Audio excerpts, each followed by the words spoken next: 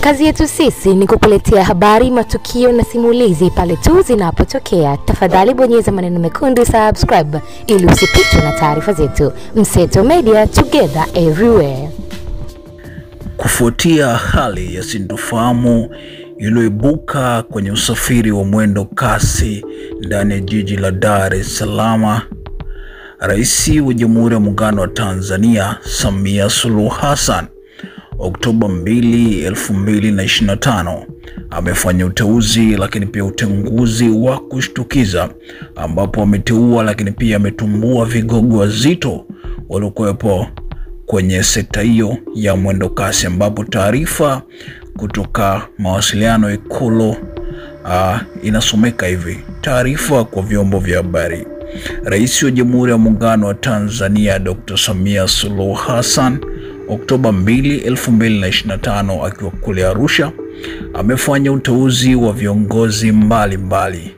Kwa mujibu wa taarifa iliyotolewa na Katibu Mkuu Kiongozi Balozi Dr. Moses Kusiluka, viongozi walioteuliwa ni kama ifuatavyo.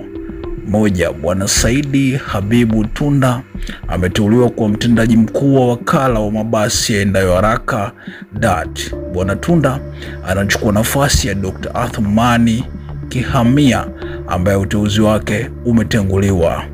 2. Bwana Piusi Andrew Ngingo ameteuliwa kuwa mkurugenzi mkuu wa kampuni ya mabasi yaendayo haraka UDART. Bwana Ngingo anachukua nafasi ya Bwana Waziri Kindamba ambaye uteuzi wake umetenguliwa. Uteuzi huu unaanza mara moja, na taarifa hii ilitolewa na Sharifa Binyanga, mkurugenzi wa mawasiliano ya Rais Ikulu. Lakini masaa kadhaa mbele, Rais Samia akafanya tena uteuzi mwingine na utenguzi mwingine, ambapo taarifa hii ilikuwa inasomeka. Taarifa kwa vyombo vya habari. Rais wa Jamhuri ya Muungano wa Tanzania Mheshimiwa Dr. Samia Suluhu Hassan amevunja bodi ya wakala wa kampuni ya mabasi yaendayo haraka na kuteua wenye viti wa bodi. Kwa mujibu wa taarifa iliyotolewa na Katibu Mkuu Kiongozi Balozi Dr. Moses Kusiluka, walioteuliwa ni kama ifuatavyo. 1. Bwana David Zakaria Kafulila ameteuliwa kuwa mwenyekiti wa bodi ya ushauri wa wakala wa mabasi yaendayo haraka DART. Na 2. Balozi Dr. Ramadhani Kitwana Dau ameteuliwa kuwa mwenyekiti wa bodi ya kampuni ya mabasi yaendayo haraka UDART. Taarifa hii pia imetolewa na Sharifa B. Nyaga, mkurugenzi wa mawasiliano ya Rais Ikulu.